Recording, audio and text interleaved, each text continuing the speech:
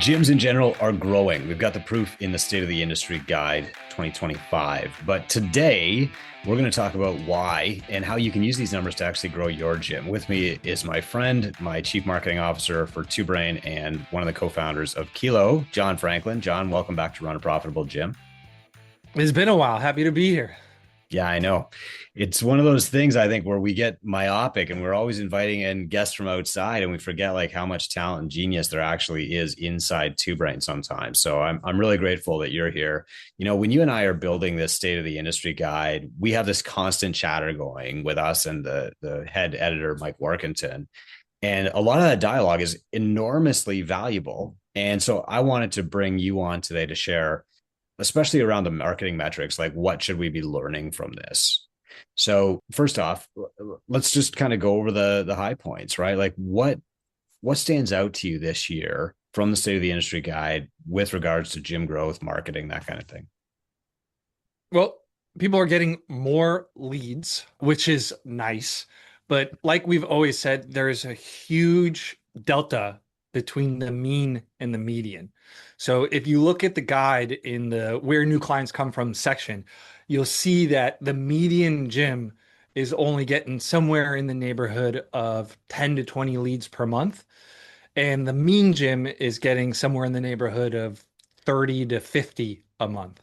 And so what that tells me is we have the far end of the curve of the people who are running paid ads, maybe in urban markets. Like I was interviewing a gym owner this week where they said their absolute minimum to maintain their current size was 500 leads a month. Oh So my goodness. they're in San Francisco. What? And that was with a 5% monthly churn rate. And so, which is on the better side for a big transient urban area like that. So I can tell you from my experience as a gym owner in New York City, we were gunning for, we averaged 10% monthly churn a month. And I know that probably makes the hair on your arm go up with anger, Chris. But where we were located was this area where people would go live for 2 years and go to the bars and stuff, and then they'd go start real life. And Yeah. we were hoping for, 93% monthly retention was our target at the time. But if you think about it, we were a group training gym around 250 members, 90% retention, that means I'm losing 25 people a month, right? And Wow. so I got to get 25 people in the door just to stay the same size. And so that's why you see that huge disconnect. And what that tells me is some people are still grinding it out with ads. They're making it work. They're getting the leads in the door. They're understanding the math and making that money up on the back end. But based off of the amount of people who took the survey and the discrepancy in the median, it sounds like the average, it's like middle of the pack. When we say average, sometimes we do mean, median, but like I'm saying the middle of the pack, the median, they're not. And they got to make do with an incredibly Mm. small amount of leads, right? Like if you're the big group gym where you got 13 coming in the door and you're hovering around 100 members and you have 5% churn, right? So you got 100 members, 5% churn. So five of them leave every single month, and you only have 13 leads that you have to replace those five just to stay the same size. Like you got a lot of work to do. You got to be aggressive with your lead nurture. Yeah. You really got to squeeze the juice out of every one of these leads because that is that is not a lot of wiggle room. There is not a lot of room for failure there. I can remember a couple of years ago talking to, I think it was Ben Bergeron, saying that they had a small churn rate, but they had 300 members, and so every month they had to get 30 new members in the door. That's like a new member every day. And what we're going to look at next is like how many of those leads actually become members, because it's not just a matter of getting 30 leads. In a lot of cases, you need 5 times as many leads as clients that you're getting because our lead nurture is not that great. So in that case, he would have had to get like 150 to 180 leads a month just to stay the same. That's wild. But I think let's go to that section, John. If you're cool with that, maybe we'll go to that lead nurture section. I Or do mean, you want to do we you want to can stay with rip lead we can source? rip down the funnel. We can rip Yeah. down the funnel. So let's talk big group, right? Okay. Because that's Yeah. going to be the biggest chunk The highest just churn. based off of it's just going to be the biggest data set based off of, the providers. Okay. And so we got 13 is the median for leads, right? And so of the 13, Seven book an appointment. And then of the seven, this is all self-reported, five are closing, right? Okay. So if we have seven divided by 13, that means about 50% of leads that are coming in for the average gym are booking a call, which is which is would be phenomenal Yeah, I was if going to that say was that's pretty paid good. traffic. Yeah. But when you have, if I hear a gym owner has 13 leads, I'm assuming that's pretty warm. You know, someone went in, Yeah. somebody saw, maybe somebody knows your members. Like that, that's at that number, it's likely those are layup leads. So we got half there.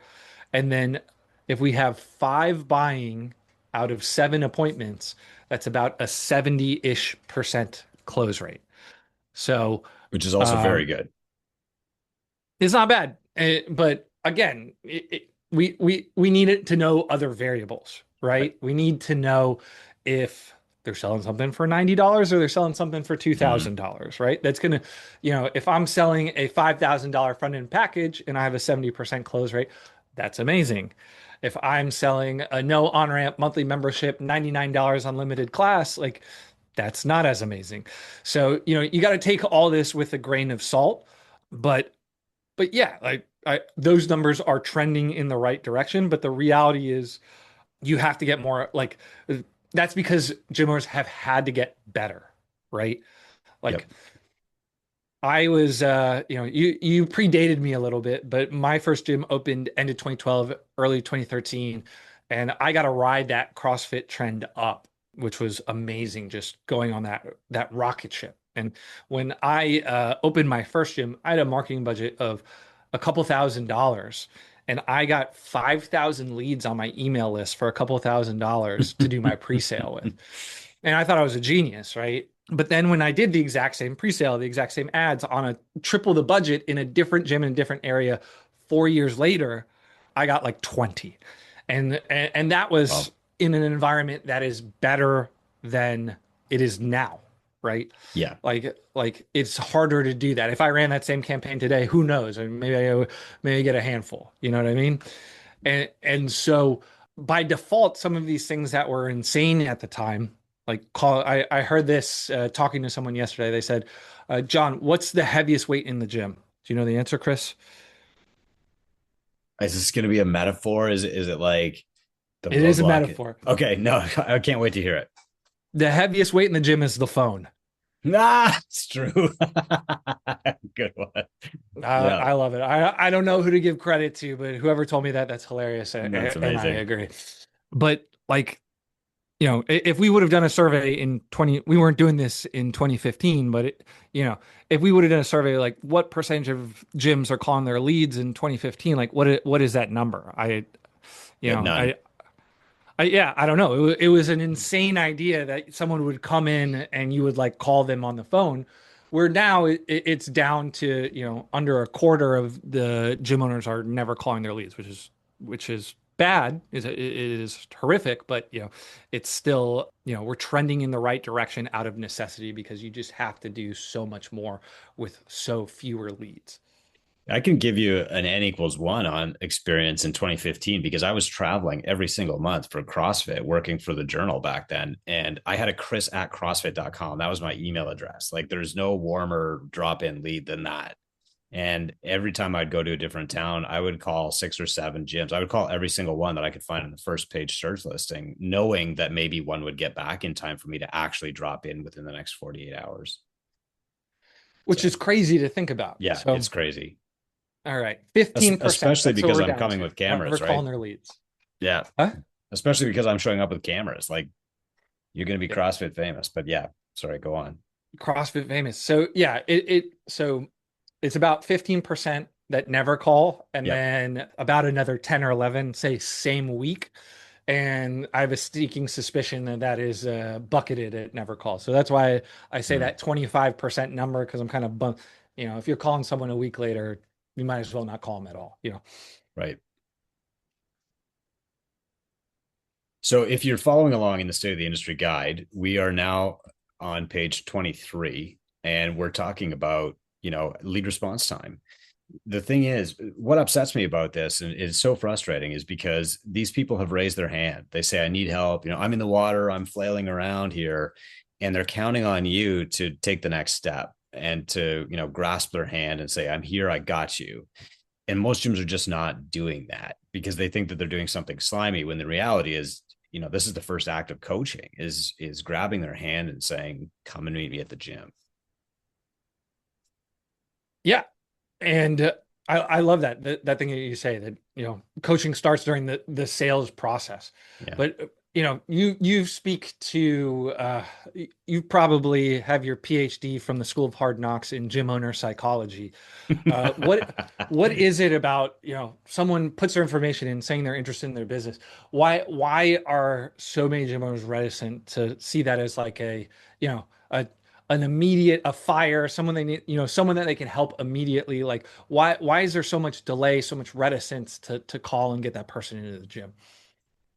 Well, I mean, that's a complicated question, but the reality is that most of us, when we start a gym, we're first time entrepreneurs, and so all of our purchasing and sales experience is from the consumer side, where we're used to getting those phone calls that we don't want. We've had the people calling us at dinner time and us hanging up, and we've seen the Seinfeld episode about it, and we feel like now we're on the other side of that. But the reality is that people are asking for help. If they're on your website, if it's 10 p.m. and they're filling out your form, it's because they've reached a low point of liking themselves and they need you to step in and get over your own internal BS.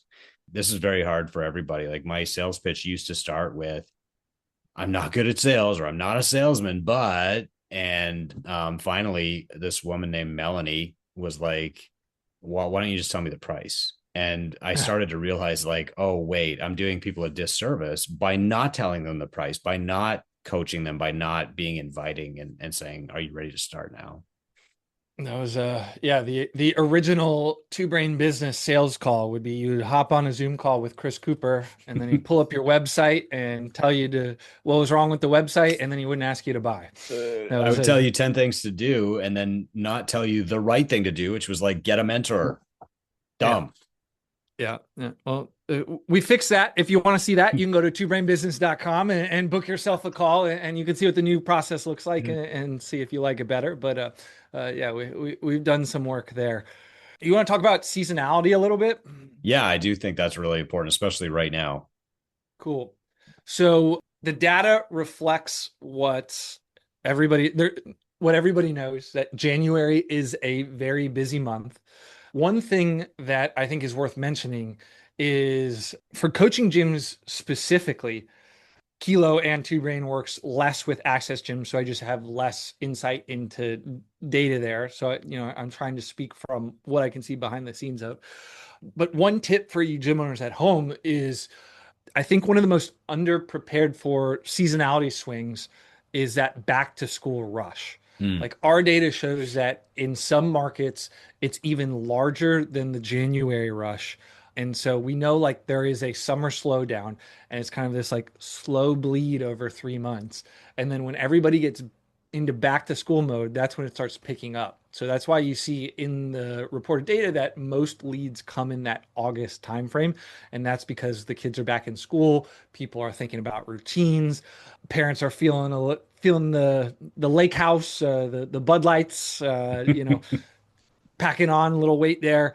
And that's a great opportunity for running promotional marketing. And when I say promotion, that doesn't necessarily have to be a discount. There are plenty of things that you can do to draw up demand, but that is something where when you are sitting down next month to do your annual plan, you want to make sure that you have solid marketing in place for that August rush. And then again, obviously the one everybody knows, that New Year's rush. But what's funny is you see the fewest leads and fewest appointments are now. That November, December timeframe is rough, right? Everybody's in holiday mode. Nobody wants to start a gym when you're going to take a week off for Thanksgiving. You're going to take 2 weeks off for Christmas.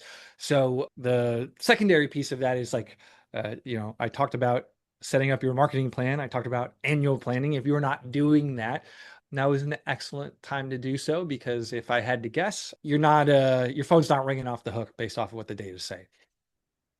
What I find really interesting about this, and we're on page 27 of the State of the Industry Guide. You can get it at twobrainbusiness.com/data. What I find interesting here is that while August is historically like one of the worst months in the industry, it's also the month when you've got most leads. So what people are not coming to the gym to work out, but they're setting themselves up to work out in September. And you kind of see the same thing happening in November too. So what I had to learn from this, and this, it was August when I nearly went bankrupt back in 2008, was you got to plan in advance for these months. August is going to be slow. September is going to be better. December is going to be slow, but January is going to be better. The best thing that I ever did was think a year in advance and say, okay, how do I stop next August from being just like this? Because I'll never make it through August again. And so what I would do is I would have a competition in September, and I would really target like sports teams in August because they're getting ready to go back on the ice or back on the court in September. Same thing in December. I would pre-sell my on ramps for January, save a space, or I would have a really great like marketing email that's like top gifts for CrossFitters, buy here, so you hammer your retail pre-sales, you hammer your pre-sales of like on ramp and your packages of personal training or whatever, and you try and boost your revenue in December because in January you're going to be busy and you're not going to have time to do retail. You're not going to have time to, right? You've got so many people coming in naturally. So the key is just like knowing that this stuff's going to happen in advance and preparing for it. And you don't have to go through it like I did and you did. You can look at the data in this guide and say, oh shit, August might be bad unless I have a plan and plan for it right now with a mentor. It's also a great opportunity to practice your objection handling. So if you are somebody who's sitting in consultations, you're having these sales meetings, people are referring people in, you should be able to give them a great reason as to why they shouldn't put off their fitness through the holidays. Or if they're going to put off their fitness through the holidays, you should have some type of mechanism by which you can, get them started or sign them up in November or December and have them get going in January. And again, that is something that is best served with a marketing mentor or a sales mentor who can walk you through the tricks of the trade, so to speak. I think, if you're putting yourself in the shoes of your client, okay, so you run a coaching business, it's more expensive than a normal gym. They're thinking about their budget with the holidays coming up and what they're going to buy for everybody they care about. But everybody that they care about is thinking about what to buy them and they have no idea. So if you write an email, make a blog post, and it's like, what to buy your fitness fanatic family member for Christmas, and you link, like, here's how you pay for a month of their service at my gym. Here's how you buy them the shoes, whatever. Like that's where you capture revenue from at this type of year. It's not your clients because they're spending revenue income other places. It's their friends who are trying to spend money on them. So, John, I would, because you're so good at this, man, I'd love to put you on the spot here. And I want to maybe run through an NSI, and I'm going to give you the timing objection so that we can show people how you would handle that. Is that cool? Let's do it. Okay, man. So I'm the client. John is the gym owner. I'm sitting in front of him. It is today, November the 21st. And I want to join a gym, but man, like I'm starting to think maybe now is not the right time. Go ahead, John. Well, hold on. Let's start from the beginning here. Yep. So Yep. I've just presented you with the pricing of my package, Chris. Yep. And what are you gonna say? Are you telling me, it costs $600 for our 12-week whatever? How does that sound, Chris? It sounds good. What I might do is put it off till January. I got Thanksgiving and then Christmas coming up, and I'm just thinking, like, am I really going to be able to stick to this? We've got some holiday parties and stuff. I don't know. I might wait till January. I totally get that. Your timing's important, Chris, but just so I understand, we're good on the pricing. It's just a timing issue for you. Yeah, I mean, obviously budgets get tighter this time of year too, but I could swing that. It's just I'm worried about the timing, really. And you told me your goals were you wanted to lose an extra 10 pounds by springtime, Yep. because hockey's over then, and that's when you take your shirt off in Canada. In addition to that, You said you want to feel better, have more energy with the kids. Is that right?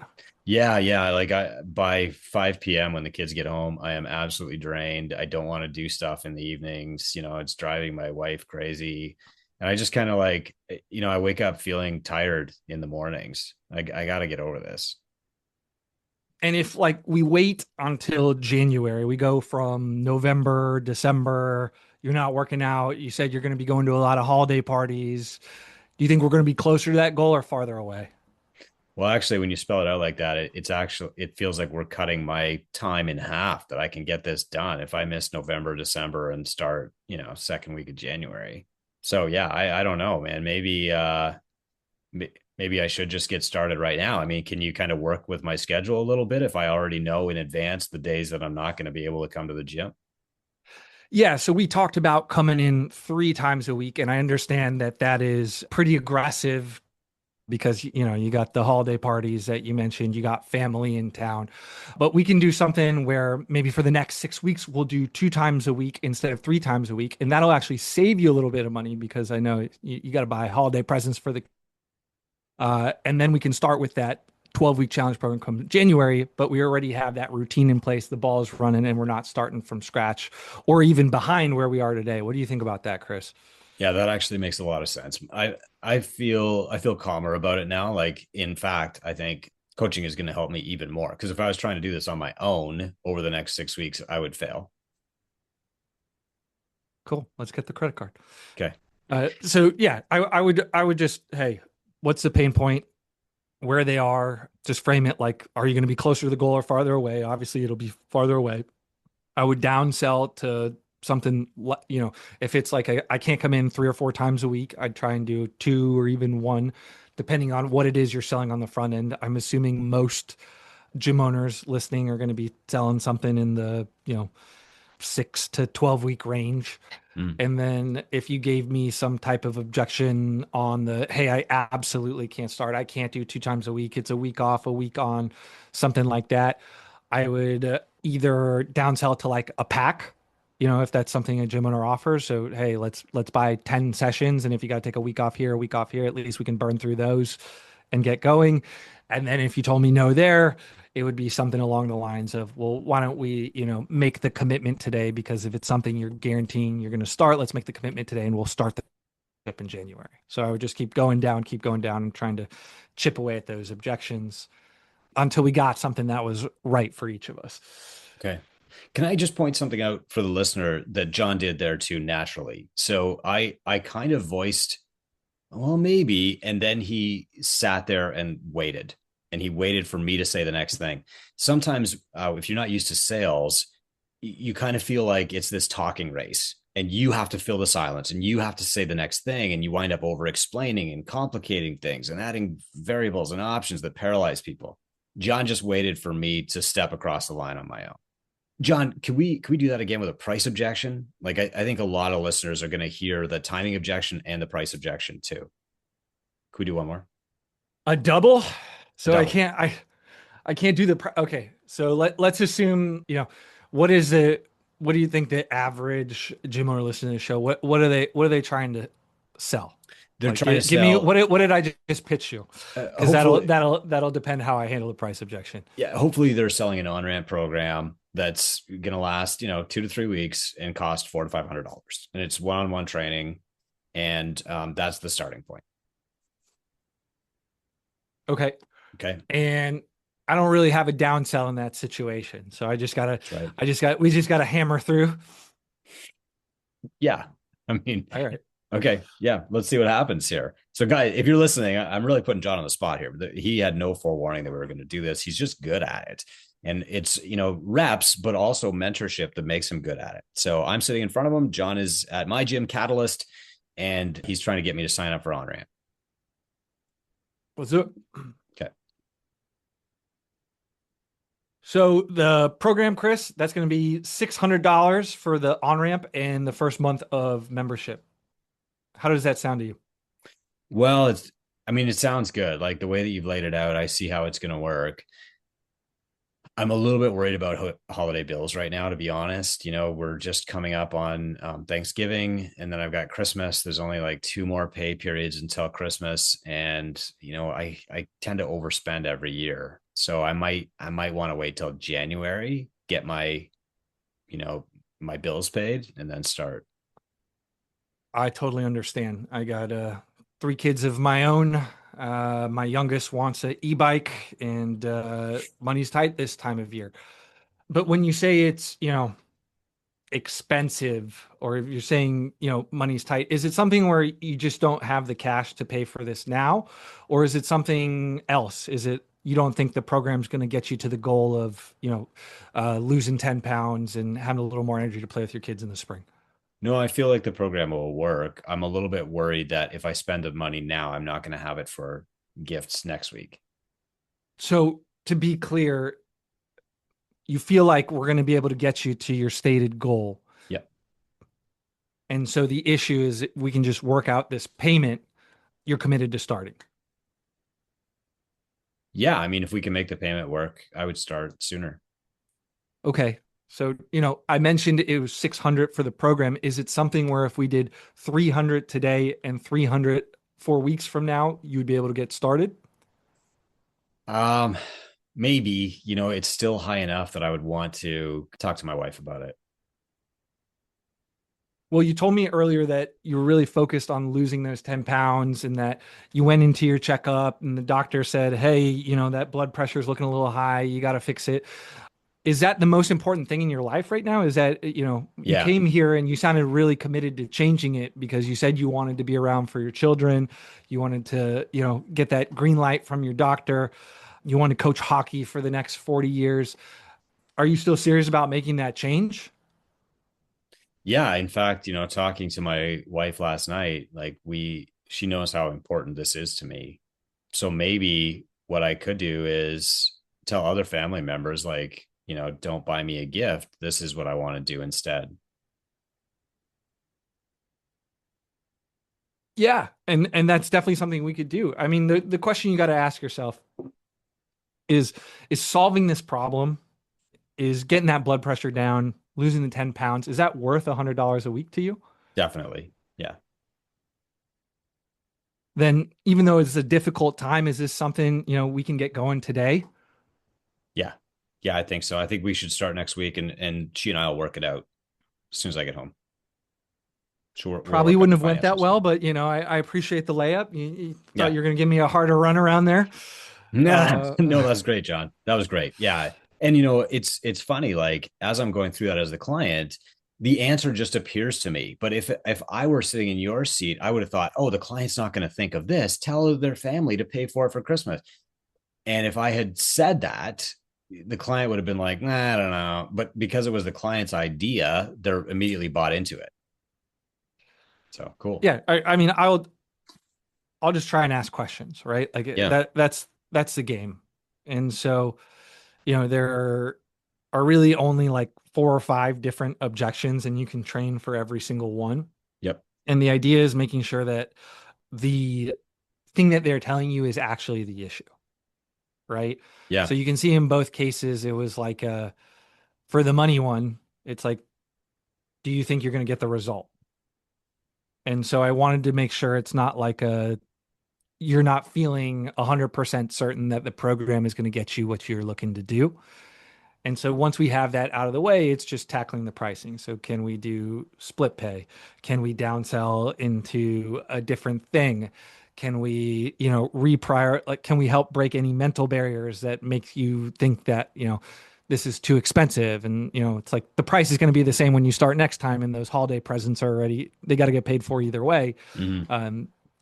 It's just making sure that you get them over the line there. Or, same thing on the timing thing. The first thing I asked you is, hey, is this going to get you to your goal of losing 10 pounds? It's just a timing thing. And you said yes. And so then it just becomes a matter of time. And then it just becomes an issue of, okay, can you come in less? Do we do a class pack if you're doing week on, week off? It's just you break it down to one thing where you get stuck in a corner there is if you're trying to tackle like three or four different objections at the same time. And you notice you brought your like spouse thing in the middle there, and I just kind of ignored Perfect. it. Yeah. You tried to get going on another objection, and so if you would have kept saying that, we would have had to pivot and address that. But I just kind of didn't hear that and was like, well, what if we did this? And so I just want to stay focused on the one thing we're dealing with at the time, handle that objection, then we can move on to the next one if it presents itself. Okay. That's great, man. Thank you. And thanks for playing along. Like, I know that was a surprise. What I'd like to talk about now, I think really ties into the sales process, and that's ARM. So if you're following, I'm looking at page 30 of the State of the Industry Guide. Again, you can get it for free, twobrainbusiness.com/data. And the number one challenge with gyms right now is that the average revenue per member that they're getting is too low. They think they're going to get 300 members. So, if some of them only pay me $100, who cares? I'll make it up in volume. We know the reality is different. The average gym has 129 members and they need to make it up with the members that they have. So I'm looking at the ARM numbers, and it's, the average revenue per member last year was $158.54. That's coming up, but it's still too low. Is part of that our lack of sales skills, John, or is it coming from somewhere else? Mm, no, or maybe, but Hmm. I think a lot of it is projecting the gym, like gym owners projecting their budget on their clients. What do you mean by that? So if something like, okay, there's an example of with someone within the Two Brain program now, Yeah. where they're in a major urban market and their mentor is trying to get them to charge $85 an hour for personal training, which Oh, is yeah. under market rate. And the clients think that is insane. The quote was something along the lines of a CEO of a major company wouldn't pay that. Yeah. The gym owner And thinks that's insane, right? Yeah. yeah, yeah. Yeah. And, the mentor and everyone within Two Brain who's been doing this for a while, like clearly understands that, if you are someone who's worth tens of millions of dollars or a high income earner, you know, you're willing to pay extra to ensure you get the results that you're after, right? Like Yeah. if you are the CEO of a public company, saving $15 for an hour of personal training is way less important than getting the best personal training, right? Yeah. You're willing to pay for that premium service. But I think there's something in the gym owner's mind where if $85 sounds very expensive to them, it probably sounds very expensive to their clients. And so I think there is a lot of that in our world, right? Where, we can talk about what gym owners make later, but since we've been doing this guide, it's hovered somewhere in the neighborhood of 35,000 to 50,000. And so, Mm. paying $100 an hour for anything when you're bringing home that amount of money is tricky. But if you think about it, and you're selling to a doctor, selling to a lawyer who makes 10 times that amount, paying $85 an hour for someone like that is the equivalent of the gym owner paying $8.50 for something, because if their income's 10 times more, like the service, when anchored based off the income, is 10 times cheaper for them than it would be for the gym owner.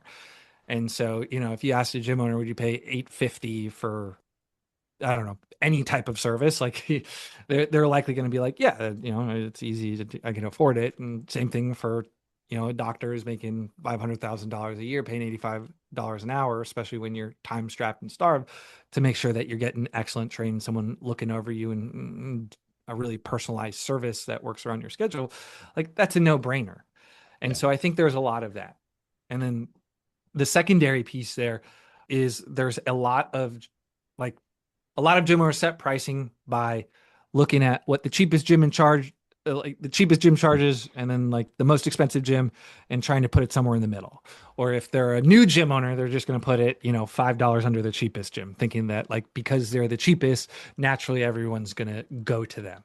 But the reality is, people pay a premium for quality. And so if you are someone who wants to sell small group personal training, if you're someone who wants to sell one-on-one training, you need to understand that price is not the most important thing, especially when you look at the numbers you need to make that business work. You know, you can make $100,000 a year as a gym owner with 50 one-on-one clients. You can make $100,000 a year small group personal training with 100 small group training clients. So you don't need a ton of people. Something that you wrote about in one of your books, I can't keep track of which one, Me neither. was, you know, you were personal training during the 0809 Yeah. financial crisis. Yep. And it was something along the lines of like, even though most of the town was struggling, you know, the doctors and lawyers were still showing up and still paying for their personal training despite what the economy was doing. And, you know, as we're recording this, it's Friday, November 21st. The stock market's in the middle of a pullback. How far back it goes, who knows? But that's something you need to be thinking about. You need to remember the fact that if you want to do well in this business, we already talked about how the average gym doesn't get a lot of leads. And if Hmm. you go look at the data, it doesn't change much between a personal training, a small group, or a big group gym. Like at the top of the funnel, every one of those gyms is getting a relatively similar amount of leads.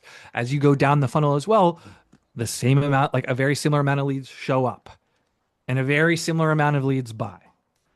But if the small group personal training gym is selling something for $600 a month and you're selling something as a big group training gym for $150 a month, like there's a huge gap there, especially if you're getting the same amount of leads and the same amount of sales, right? You need to be more efficient with the at bats that you are getting, unless you are somebody who, you know, is following the four funnels that Two Brain preaches. You still have a way to make ads work. If you're one of these gyms who, you know, you're struggling to keep the lights on, you got ten to $15,000 of revenue, and after all the bills are paid, you know, you're taking home minimum wage. You got to ask yourself, like, is the model, is it the pricing? Can I be more efficient with these at bats that I'm getting? Because the way a lot of gym owners think, it's like, oh, if I can just get more bodies in the door, I can close them. Or if I can just get the gym from 100 members to 200 members, like I'll be raking it in. But the reality is, like, a lot of gyms can hit their goals with the amount of members they have if they just adjusted the service and the pricing to reflect the value that they're delivering. I think there's a really great lesson there, man. Thank you. You know, in times of economic crisis, what happens is people actually spend less on groceries, but supplement purchases go up. And the woman that said this to me back in 2008, Jennifer, I love her dearly, still see her in the cafe sometimes. She said, Chris, you know, as soon as this financial crisis hits, you're done, buddy. You're done. Nobody goes to the gym anymore. I'll see you on Monday. And what she was missing there is like, yeah, people do cancel gym memberships during financial challenges, but nobody cancels personal training. And it's partially because those people are less affected by the financial challenges, and partially because, you know, it's like they're paying for a premium service, they see more value in it. When I was trying to sell personal training back then, I couldn't afford a personal trainer. But as soon as I could afford it, that was the first thing that I invested in, was more personalized coaching. And I think you'll find the same thing with a lot of like smart professionals. They want personalization, customization, human touch, even more now in the age of AI. So what the point John made is so important here.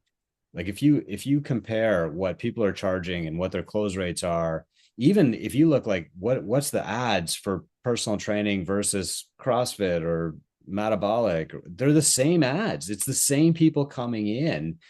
It's just, you know, one person is better at closing at a $600 than you are at $120. That's all it is. Can I share my screen? Are we allowed to Yeah, do man. that on Yeah, please the Run do. a Profitable Gym Please do. podcast? Yeah. So, Yeah. so let's pull up the guide here, right? Yeah. To kind of put numbers to what I'm speaking about. So, if you are a big group gym based off the survey, you're getting 5 new clients a month. If you're a small group personal training gym, you're getting 4. And if you're a one-on-one gym, 3. So, you know, it is less as you move up the model. But then we go down 3 or 4 pages here. Oh, this is a nice kilo ad. We go down 3 or 4 pages here to talk about what gyms are charging. And let's go find what the most expensive membership is. Did I scroll past it, Chris? I'm looking at page 30, ARM. Oop, all right. This is the median membership. I want this page. Okay. Oh, gotcha. I'm Yeah, on yeah. page 32. What gyms are 32. charging? So this is median monthly price for most expensive membership or service package. So let's run some numbers here, right? We said the average big group Jane gym gets 5 new clients. And if the most expensive package is $175 a month, that is $875 in added monthly revenue. So 5 new members at 175. Perfect. Yeah. Now, that's assuming everybody's buying the most expensive thing, which they aren't, but bear with me, guys. Yeah. Now, we said four small group changing gets 4 new members, and then the average, let's see, 399 per membership. That is almost $1,600 in revenue per month added. So that's double what a large group training gym is taking home. So 5 times 175 versus 4 at 399, like on the same amount of leads, same amount of effort. Actually, it's less because you're doing less appointments. A small group training gym is bringing in $1,600 in monthly recurring. And then we go down to the personal training where they had, what do we say there? 3, and then three Yep. times $900. That's 2,700 a month. So that's almost double what the small group training gym is bringing home. And so you can see how pricing is an incredibly important variable when it comes to how much money you take home as a gym owner. If you are able to set, and the crazy thing is, if you can sell stuff for $200 a month, you can sell stuff for $900 a month.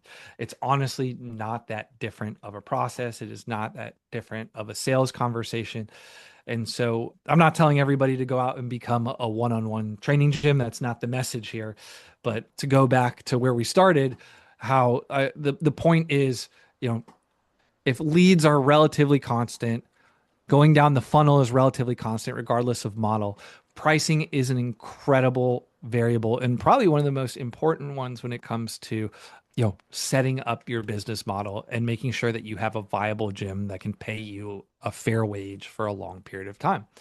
Because one of the biggest problems that we see is just people getting out of the game. Like, I don't know how many 10-year affiliates are left, Chris. I have no clue. Well, a couple of my friends, they actually went out looking for them at the CrossFit Games and the Rogue Invitational. And what they found is that there are extremely few, and the ones who remain, who are more than 10 years along, have usually been through 2 or 3 different owners. So I visited, Bill and Stacy Russell in Cleveland last weekend. They are an actual 17 or 18 year affiliate, single owner that whole time.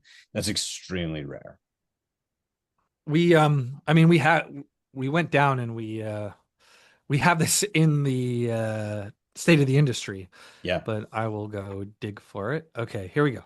What's interesting about the numbers John just showed is it's quite often the same people signing up for personal training or signing up for group training, depending on what's offered them. They don't know when they come in. Like, all they know is you're a coaching gym. They don't know if you're going to say one on one is the best or whatever. So that means they really don't have any idea what the pricing is going to be. And yes, there are some people who know about group training and they're only going to want group training, but there are also people who don't want to do group training. And if you don't have a one on one option, like, they're gone. Yeah, I'm someone who likes training in a one-on-one environment. I'm a weirdo, but like I would prefer to go to a gym and have a personal trainer. I just have like a history of injury, and I like that. But like I want to go to a training gym with a cool environment. Like I don't want to work out in a big Globo gym. And so if a gym near me doesn't offer that, like I'm disqualified, like as a client. And it is not unusual for people to be like me and prefer that. Like my partner Mateo at Kilo, same thing down the street. He goes and gets personal training at Mm. the local gym down the street. And we're gym owners. Like we are both ex gym owners. Like we can write a program. We can do it ourselves if we wanted to, but we just prefer, like, when I'm busy and stressed and thinking about a million things, like to have somebody else be responsible for thinking about my fitness and not injuring myself and telling me to back down or push harder. Like that's worth a lot. And I think that like, as people, some of the data, I know you did a couple podcasts with like the younger, the youths being the trending demo. Yeah. But now my generation, the millennials, we're getting a little older. Our backs are feeling our backs, our knees, our shoulders are getting a little tight. We're getting a little jingle in our pocket, and so we're definitely that next prime candidate for small group or personal training. I do think even if you are a gym that is primarily group, which a lot of the survey respondents are, you should offer that. Like it just makes sense. It just allows you to serve a broader clientele and allows you to charge a higher price point for a percentage of the memberships and allows you to get to a point where you can take a good wage from your gym. Like I keep going back to that point. So much of Two Brain's mission is making entrepreneurship, making gym ownership a sustainable career. And to Chris's point, and it hasn't been. It's very clear. If I think of the people who were operating gyms when I started, 12, 13 years ago, I can count on one hand from my initial friend group how many of them still own a gym. And that's sad. And I think a lot of that can be changed. Yeah, that's my belief too, John. I'm optimistic that we can change things. And the first step of change is you got to start from truth. And that's why we do this every single year. So, John, you're a massive part of this. Putting the thing together, you're one of the people behind the scenes that nobody really understands, is putting in months and months and months of work to deliver this thing that we just give away for free. So thank you for that. But also thank you for your expert analysis as we go through the process and sharing your expertise and thoughts on this podcast too. There's a lot more here. The best thing you can do is come to a meetup where John is there and peg him and corner him and drill him with your own questions, because he really is good at this stuff. Two Brain Summit, twobrainsummit.com. Go there. I will be there hanging out in the Two Brain booth. Come talk to me. That's awesome. Get your ticket now. Yeah. I mean, one of the best things that you can do is you can get this guide, right? Start from truth, like start from actual data, twobrainbusiness.com/data, download this guide for free. And then if you want to have these kind of conversations, we have this public group called Gym Owners United. It's public, but also private. We put up some guardrails. We get the sarcasm and the funny memes out really quickly, and we can have a thoughtful, meaningful conversation without bias in that group. You can join that at any time for free. John and I are both in there, and people quite often ask questions from state of the industry. What does this mean? How should I interpret this? Should I actually change my business? That's the best place to do it for free. And if you are decided that you're going to make a change, the best way to do that is with a business coach. Just like your clients come to you for coaching and you help them change, we help business owners change from whatever you're doing now to more profitable. So thanks for coming on, John. Hey, love being here. All right, man. This is Run a Profitable Gym. You can subscribe to us on YouTube as well as your favorite podcast platform, and we'll keep bringing you this stuff to help your gym become more profitable.